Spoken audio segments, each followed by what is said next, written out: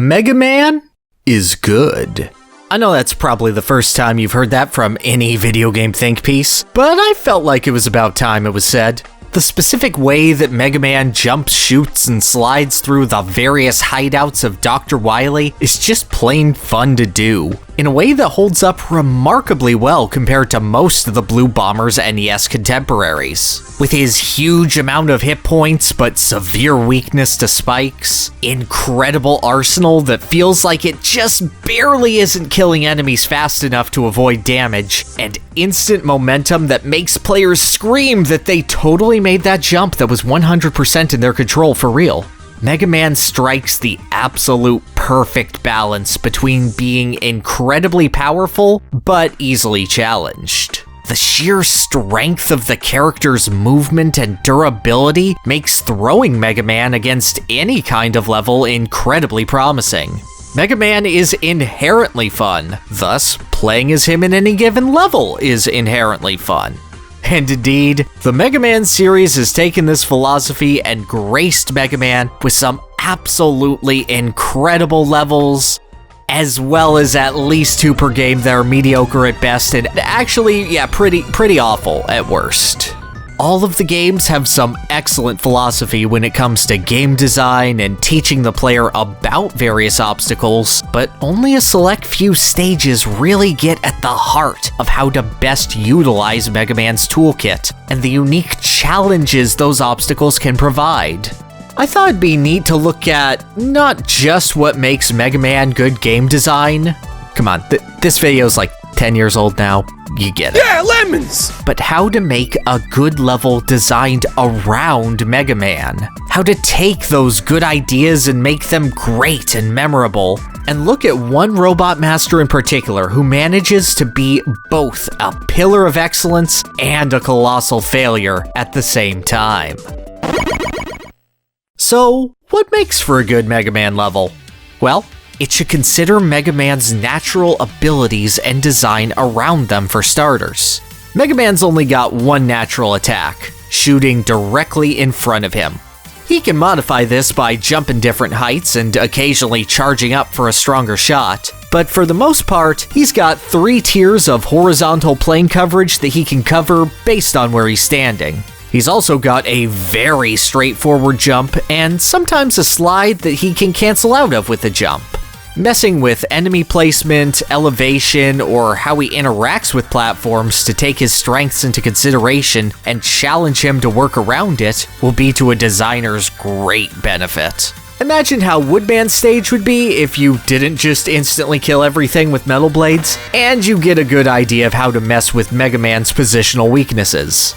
Next, the level should feature some kind of threshold for endurance that Mega Man needs to brace for. This could be literal, like having a lot of enemies that whittle down Mega Man's health, or it could be more on the player, making them avoid progressively harder instant death traps that get presented in different ways. If a player can just blast through a stage without thinking, or faces the same set of spikes again and again, they're gonna stop finding those enemies and traps threatening and forget about the stage as soon as they leave it, unless it had a really catchy song.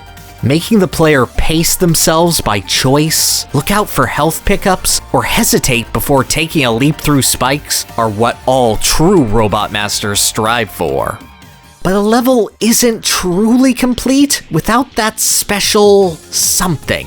Some big set-piece moment that makes it stand out. Something that makes the player feel really great for overcoming it. These moments are especially important in Mega Man stages, perhaps more than any other series. The Robot Masters themselves, due to their gimmick of weapon weaknesses, can't consistently be relied on to be great challenges or satisfying capstones to a level. It's up to the levels themselves to feel particularly satisfying before the fight so that the master can serve as a dessert course, or for players to sweat over them because they lost a lot of lives to the preceding level's most defining feature.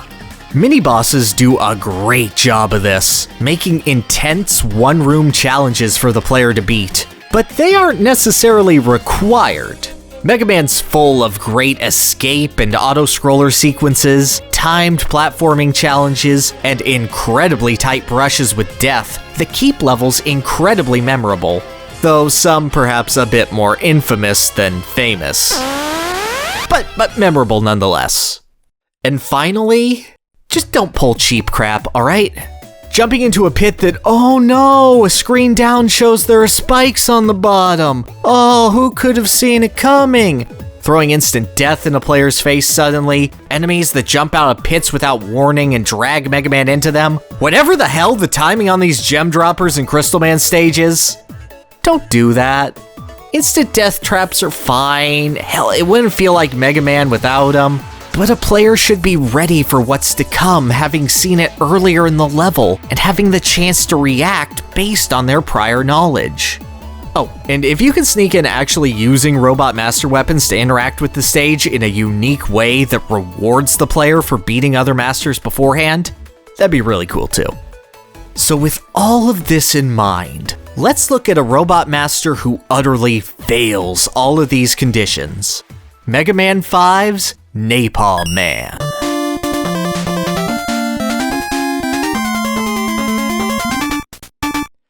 On first impression, this guy looks pretty rad. He's 3 missile launchers on tank treads with added shoulder rockets, and his stage is a deep jungle infiltration mission with robot tigers. That's pretty metal. But in actual execution, Napalm Man does nearly everything he can to make for a bland, forgettable, and annoying stage. The Sumatrons he uses as guards go down to a single fully charged Mega Buster shot, or 3 quick shots if you're feeling fancy. Additionally, all of them attack in this leaping arc only when Mega Man gets close to or opens fire on them. And that leap makes sure that every single one of them is right in range for a Mega Buster directly to the face, effectively making them non-starters of enemies. Oftentimes, if you're just blasting, you'll kill them before you even realize they're a threat. And unfortunately, this is a trend that continues on for most of the stage. Metal cannons are placed in straightforward locations that Mega Man can easily jump out of range of. Tabans exist for one screen, seemingly just to be health pickups. And here's the world's worst place power muscler, who's there to basically just get shot at as he can't figure out how to jump up this ledge to step on your face. Just, come on, buddy. You can do it. No? Okay. Add in this robot gorilla who summons missiles directly in front of his face for you to easily shoot, and these landmines that are quickly dispatched with a charge shot from a distance, and there's not much that can really hurt you here outside of this one Apache Joe, who actually does a pretty good job pressuring you into running into landmines. Probably not enough to kill, and the second Joe is totally worthless with how much space you have to fight him in, but you get 1 point, Napalm Man. Good job? Sadly, that one highlight, one enemy that might hit you more than one time, is all that Napalm Man really gets. His stage has a surprising amount of unique features, and almost all of them suck. He's got the least threatening waterfalls in all of gaming, which might just gently nudge Mega Man over a ledge if he falls asleep or something while platforming through incredibly predictable formations. There's spooky spike pits that you fight a robot monkey over, challenging Mega Man to jump in place and shoot it until it dies, I guess. He's got a volley of missiles that get shot at Mega Man at one point, only to easily be dispersed by a single Mega Buster shot, their shrapnel rarely ever hoping to even scratch the blue bomber. And for the piece de resistance, he's got these massive drills that instantly kill Mega Man for even touching them. Huge, burrowing monstrosities that Mega Man can kill from the front in one charge shot, appear in a linear hallway where Mega Man basically has to blow them up by mindlessly shooting, and then never appear again.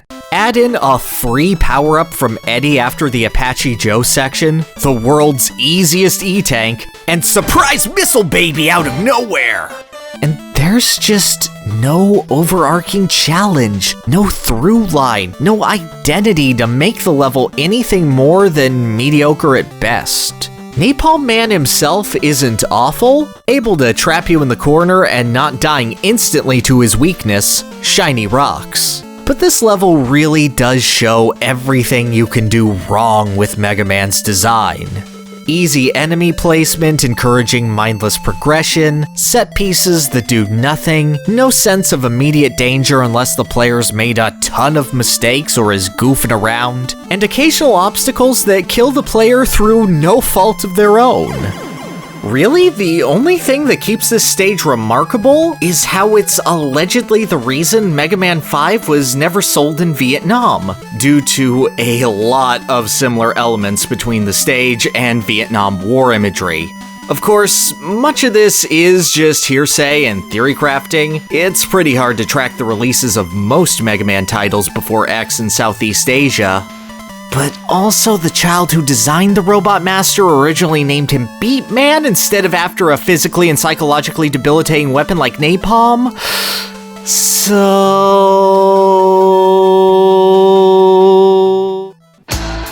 Stay tuned! We'll be right back after these messages. We now return to Mega Man. Fortunately, Mega Man's better levels aren't guilty of committing war crimes, and he's got some absolutely fantastic stages that put this jungle excursion to shame. And one of the very best stages, one that absolutely humbles Napalm Man's stage, is Napalm Man Stage. From Mega Man 4 for the Game Boy. To help save time, Mega Man's Game Boy adventures up until 5 featured Robot Masters from the NES games, with new content and stories being focused on the Wily stages or for mid-game. 4GB takes a set of 4 Robot Masters from both Mega Man's 4 and 5 on consoles, and for some reason they decided to go with old 2000 Degree Burns Man. Most Robot Masters stick pretty close to their original level designs. Toadman's still an ineffectual sewer system with a big water room at the end. Charge Man is still a train with robot chickens. Crystal Man is still awful. But bringing back Napalm Man Stage from 5 would raise a few red flags, put simply. Thus, the entire stage has been remixed into an underground Wily bunker. Its assets are repurposed, the level design is completely redone, and overall, Napalm Man turns what was once a shameful, mindlessly mediocre time into one of the most thoughtfully fun fights in the series. Gone are cheap and pitiful enemy placements alike. The Sumatrons are placed very deliberately here, at first decoratively to teach the player how they work, and later at altitudes difficult for Mega Man to just instantly vaporize, making a pounce far more likely. Rockets are actually used well, put in tight corridors that make them easy to shoot, but make the shrapnel difficult to avoid. They even fix the surprise missile babies, this one popping up out of a pit just underneath where Mega Man would jump in order to let the player know there be missile babies here. And what do you know, in the very next pit, there's one right now, the player well prepared for the sudden jet-propelled infant. Sure, there are still some simple enemies like metal cannons spread about, but the odds that the player is going to get hurt are high, and it's almost assuredly going to be their own fault. But the stage's pride and joy is what it does with these giant drills. Previously mindless obstacles for one screen that could maybe score a cheap kill if they spawned in directly on a player, these drills are repurposed into the stage's main gimmick. They remain just as lethal as ever, but now the player isn't trying to break through them. Not usually anyway. Now, the player can jump on top of these drills, riding them across chasms, and quickly jumping past them and around pits, carefully timing jumps and sliding under obstacles to land on top of the flying burrowing machines. And these aren't just one-trick wonders, oh no. The player will have to duck around them to avoid being Swiss cheesed, quickly jump atop and dismount the equipment before it raises up to a low ceiling and crushes them. even time jumps directly toward oncoming drills to make leaps where failure is certain death. It's not the absolute most complex thing in the world, but this one throwaway obstacle was looked at from every angle and made into the most defining, memorable, and fun aspect of the stage. And it just feels good jumping around on them. So we got all these good parts, but what happens when we put everything together? At the very beginning of the stage, Mega Man warps into an enclosed room, only able to progress after some timed explosives detonate a few rocks to his left. For most of the stage, this cinematic flourish is never used again. Players perhaps just thinking, huh, that was weird. Or perhaps waiting for its chance to strike back. And once they've gotten through the bulk of the stage's tricks and traps, their curiosity/indifference is rewarded in turn, as Mega Man falls onto a rapidly detonating rock bridge. As Rockman runs from the oncoming explosion, the rocks under his feet start detonating faster and faster, until Mega Man comes across a small gap where the baby comes to jump scare him. But this is just a warning salvo, not actually able to hurt Mega Man unless he falls into the hole it came out of. The next hole, though, that won't be so generous, as a missile baby completely blocks off the player's ability to progress, making them have to wait it out or quickly dispatch it before the exploding bridge catches up to them. Past that, the explosions growing quicker, rockets whizzing by, the player reaches the end of the line, a jump to safety just out of a player's reach. They take a leap of faith, and just as they're about to fly into the abyss, they're saved by a wonderful final flying drill, carrying them just as it had the entire level. Their faith forever rewarded. Unless they got too anxious and overshot their jump, of course. This whole set piece is about 10 seconds long, but it captures absolutely everything that's great about both Mega Man and Napalm Man's stage in what little screen time it has.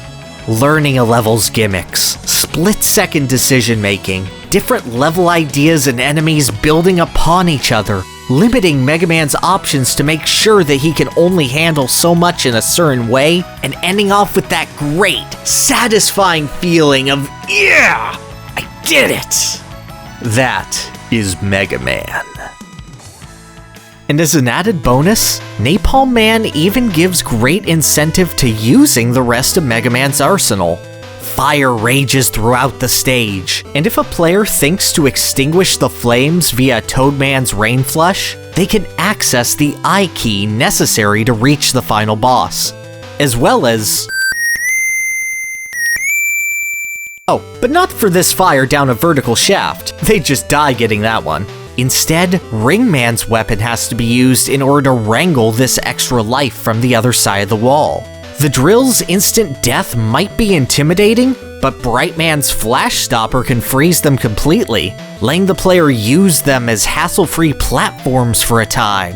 But that ammo might be better saved for freezing the exploding rocks at the end, as long as the player doesn't spam it too much and freeze the drill they need to complete their escape off-screen. And with Napalm Man himself being weak to both Pharaoh Shot and the Crystal Eye, as well as the potential to use Rush to cheese a few obstacles, Napalm Man can get the player to use a lot of their arsenal in creative ways to conquer his base. Or they can just go in Mega Buster blazing and handle the level just fine.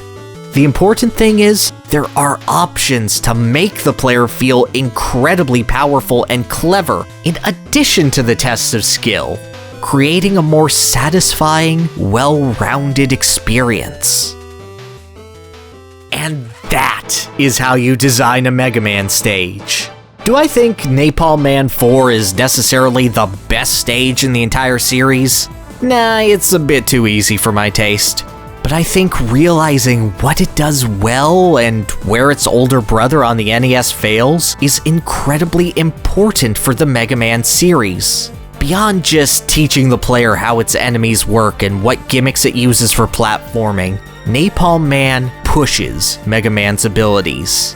The stage requires smart use of the slide, short hopping in tight corridors, quick reactions beyond release Charge Buster and kill. Power-ups and goodies are earned through clever use of abilities rather than just handed out to the player for free.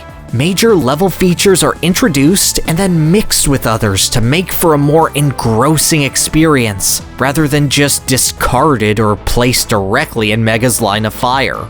And it probably won't cause any international tension, which is nice.